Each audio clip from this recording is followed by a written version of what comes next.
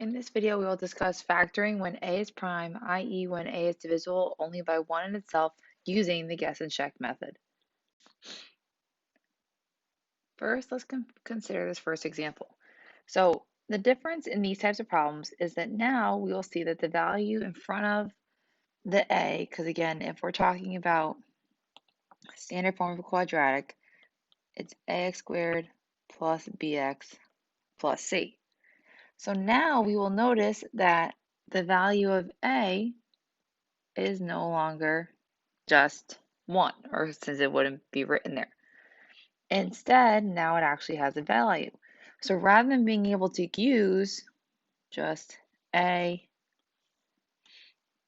and A, we have to make it so that our relationship will multiply back to be 2A squared.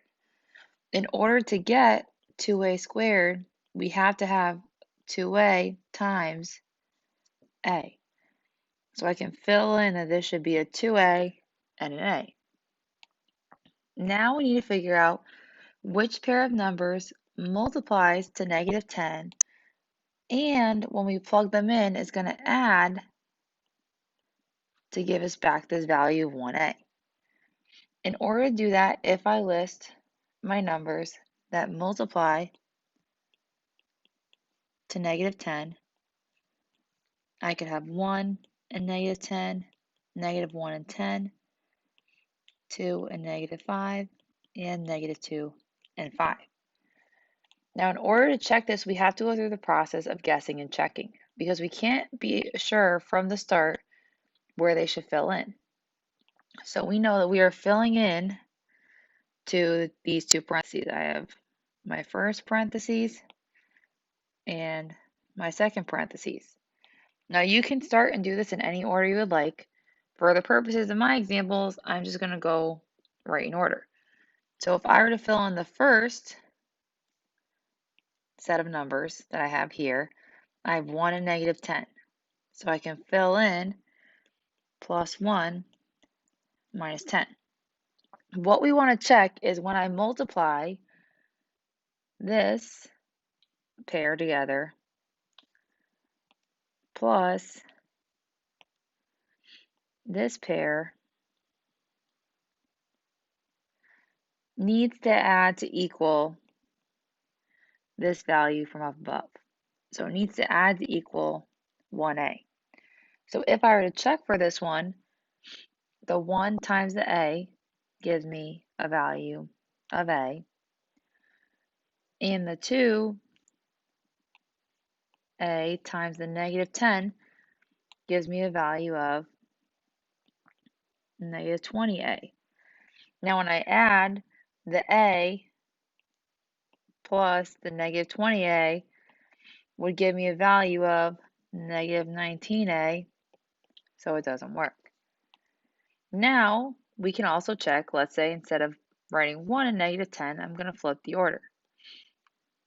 So if I erase, and again these are going to change when I erase it, my next pair I could fill in, so I could do minus 10 plus 1. If I were to check here, the negative 10 and the a would give me a value of negative 10a, and the 2a times 1 gives me a value of 2a. And if I were to add those two values together, negative 10a plus 2a gives me a value of negative 8a, so it doesn't work. So this means that 1 and negative 10 is not an option. Now we're going to continue with this process. So if I plug in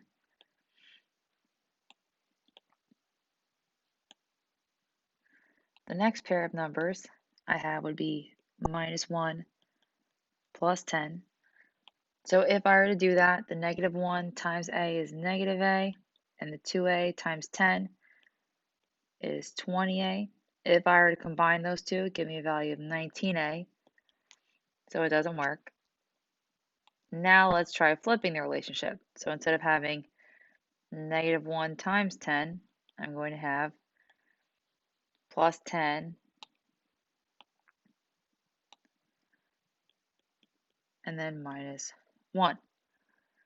So if I were to check this, the 10 times a gives me 10a, and 2a times -1 is minus 2a, which gives us a value of 8a, so it doesn't work.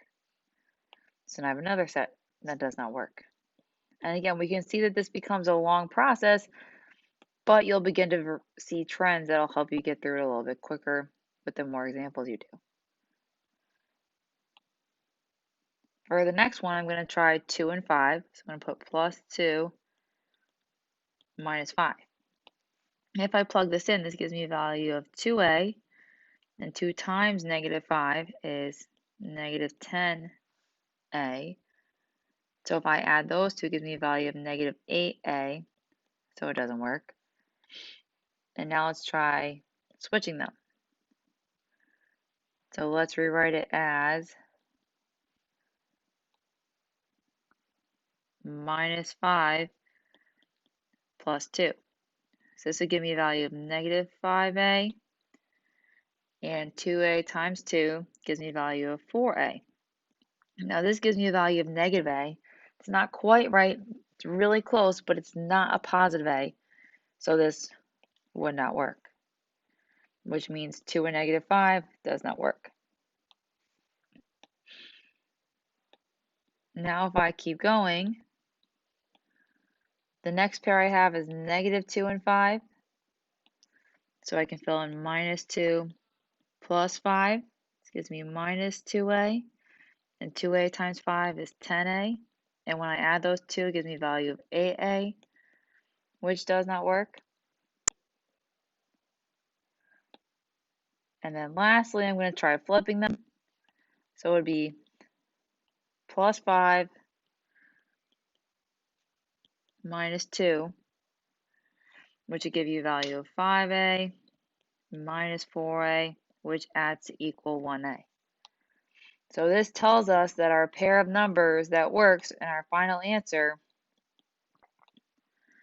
is this 2a plus 5 times a minus 2. Now the one other thing we have to discuss is the fact that with the commutative property, we can either write our answers as the 2a plus 5 times a minus 2, or we could flip them, so it's a minus 2 times 2a plus 5, because it's the idea that 2 times 3 equals 3 times 2. For the next pair, we need to figure out what is going to be in our parentheses. So we have this is m and m, and we know that now we have to multiply to 7m squared. So if I want to have 7m squared, it has to be 7m times m. So now I need to figure out what goes in the second part of the parentheses. And remember, we want to find what two numbers multiply to -4 and add to -27. So if I list what multiplies to -4, you have 1 and -4, -1 and 4, 2 and -2. So if I start with the 1 and -4, I can fill in plus 1 minus 4. And now I'm checking to see what the pairs give me. Because again, I want to figure out which pair, when I add them together, is going to add to equal this value of -27m. So if I were to check, this becomes 1m, and 7m times -4 gives me -28m.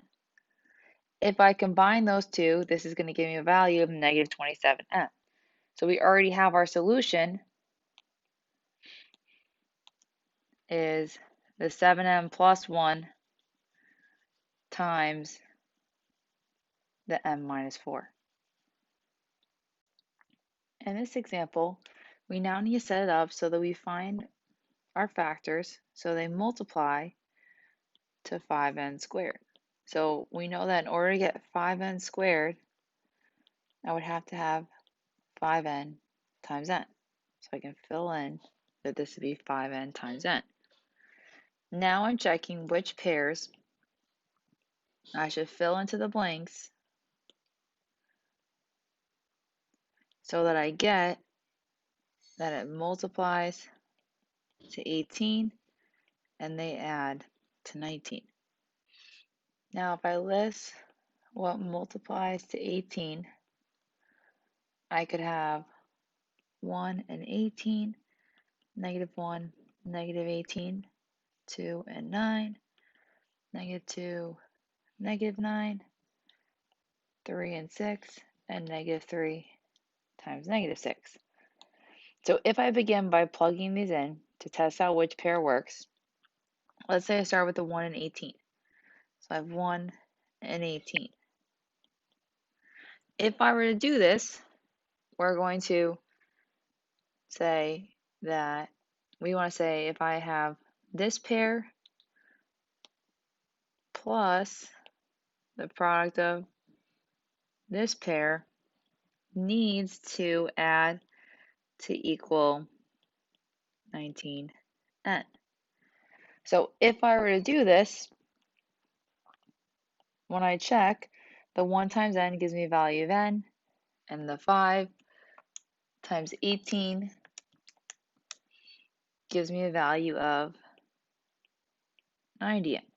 When I combine those two, it gives me 91n, which doesn't work. So now let's test if we flip the order of the numbers. So let's do plus 1, or plus 18 plus 1. Just give us 18n, and 5n times 1 is 5n. When I add those two, it gives me a value of 23n, which also doesn't work.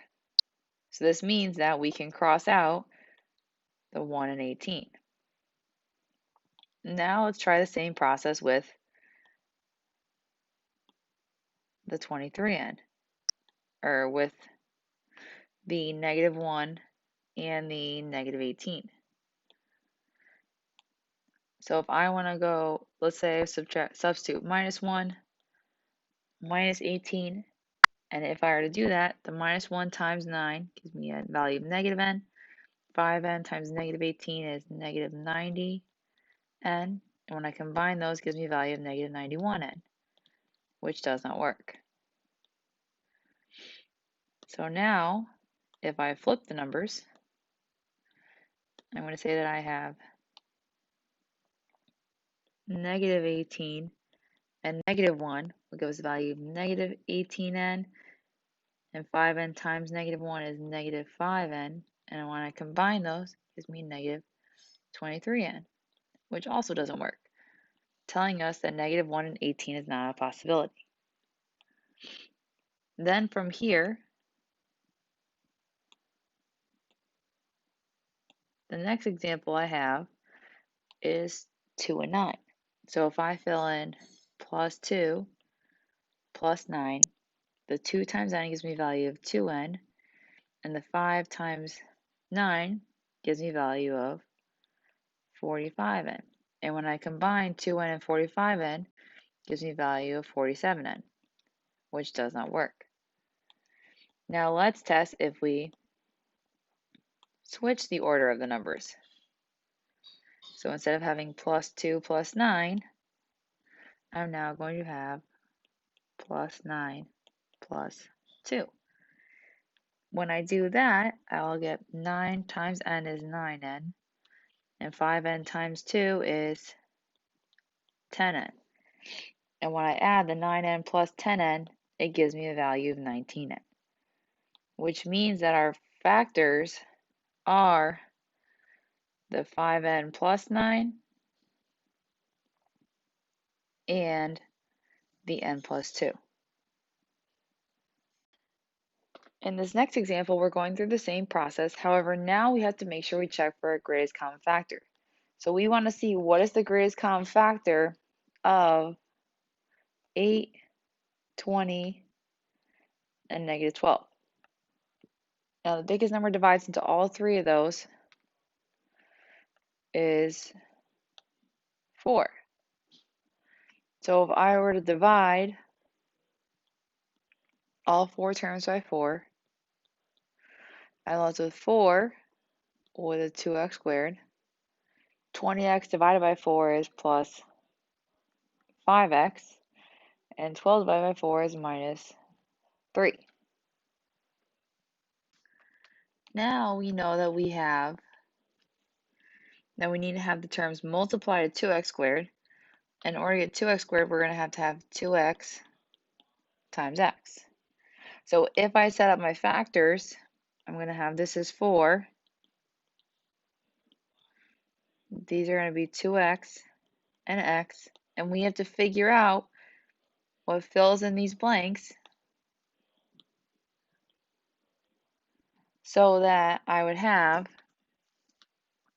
something that multiplies to -3 and adds to 5. So if we list the possibilities that multiply to -3, I could have 1 and -3 and -1 and 3. So if I begin by testing with the 1 and -3, I could have +1 minus 3. And if I check, I'm checking that the pairs add to equal 5x. So when I substitute, the 1 times x gives me a value of x, and 2 times -3 is, or 2x times -3 is -6x, give me a value of -5x, which while it's close, is not exactly correct. So I'd have to erase these terms. Now if I switch the order of the numbers, I get -3 plus 1, so it's -3x, and 2x times 1 is plus 2x, which gives us a value of -x. So this combination doesn't work, so -1 and -3 is not an option. Then, the next pair, I'm going to start with -1 and 3. So if I have -1 and plus 3, -1 times x is -x, 2 times 3 is 6x, which when I add, gives you a value of 5x. This is correct, which means that our answer is this 4 times 2x minus 1 times x plus 3. In our final example, this is a special case with a greatest common factor. We want to find what is the greatest common factor of both the 12r squared and the 20r. Now the biggest number that divides into these two terms would be 4, so I can divide both these terms by 4. However, they both also contain at least one r. So I can actually divide both of these by 4r. And when I do that, the 4r comes in front. So 12r squared divided by 4r, 12 divided by 4 is 3. Start with 2 r's, take away 1, becomes just r. And 20r divided by 4r, 20 divided by 4 is 5, and the r's cancel. So this would be our final answer for a problem such as this.